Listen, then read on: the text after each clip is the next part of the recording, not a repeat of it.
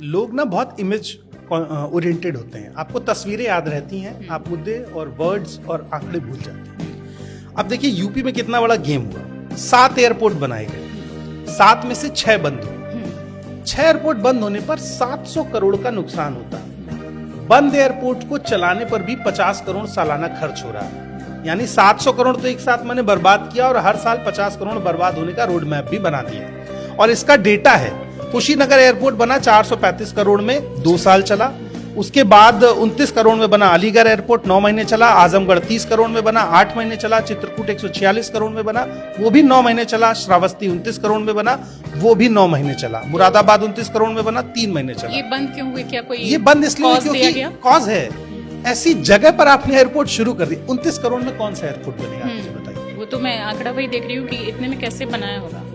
वहां पर fuel filling का प्रोसेस नहीं है, तो कैसे दूर से तेल ला रहे हैं, अच्छा भर दे रहे हैं। आपको प्रॉपर चैनलाइज करनी पड़ती है ना चीजें। आप केवल एक बड़ा सा गेट जैसा एम्स का बना है, हिंदुस्तान में इंडिया गेट बना था 3 करोड़ में, उस हिसाब से इन्फ्लेशन जोड़े तो आज 100-150 करोड़ में बन जाएगा।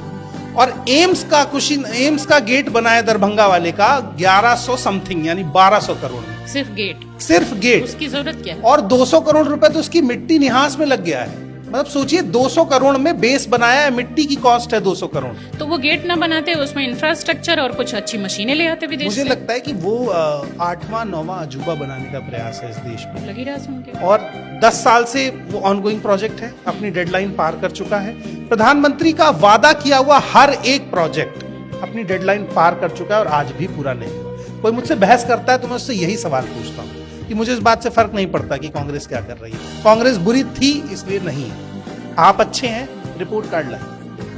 आपने कहा था 2 करोड़ रोजगार देंगे, आप दे पाए? नहीं दे पाए। आपने कहा था बुलेट ट्रेन आएगी, आप दे पाए? नहीं दे पाए।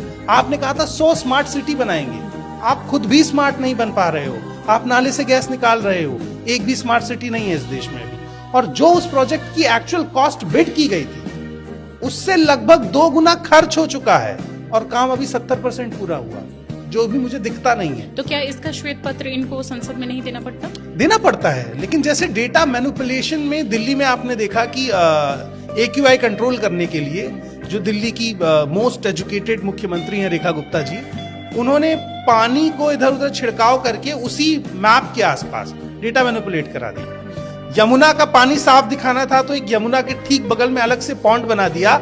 और देखिए इस देश के पत्रकार और नेता कितने मूर्ख बनाते हैं लोगों को। पत्रकारों को पता है कि वो अलग पॉन्ड बना हुआ है, पर नेता के साथ वहां पे जाके दिखा रहे हैं देखिए कितना साफ पानी। सुधीर चौधरी जैसे जर्नलिस्ट, तो वो तो खैर पत्रकार नहीं है। तो आप सोचिए फिर पब्लिक को पता कैसे चलेगा कि क्या काम हो रहा है? आप वही पानी पी रहे हैं जो पानी नहाने के लिए इस्तेमाल किया जाता है, उसमें फीकल का जो बैक्टीरिया होता है, मल, उसकी मात्रा 500 से कम होनी चाहिए या 1000 के नीचे। और आप कुंभ में कितना था, आपको आइडिया है? हाँ, कुंभ वाली स्टोरी जिस समय चल रही थी 1 लाख के आसपास, यानी 1000% इस चीज की श्योरिटी है कि अगर उस पानी में आप नहाते हैं तो आप बीमार पड़ेंगे। निमोनिया, डायरिया, डेंगू, मलेरिया, जितनी भी डिस्कवर्ड बीमारी है वो सब होने के चांसेस हैं। कई लोगों ने स्किन डिजीज के भी उसके बाद अपने दिखाया था, स्किन डिजीज हुआ और उससे ज्यादा खराब हालात बनारस में थे। तो आपने जब कहा था शुरुआत में कि मुझे माँ गंगा ने बुलाया है, आपने माँ गंगा तक को बर्बाद कर दिया। गंगा में लोग बियर पीते पकड़े जाए तो सजा है, और जो शिप आपको चंदा दे और पैसा दे रही है वो अगर मल ड्रॉप कर रही है तो सजा नहीं।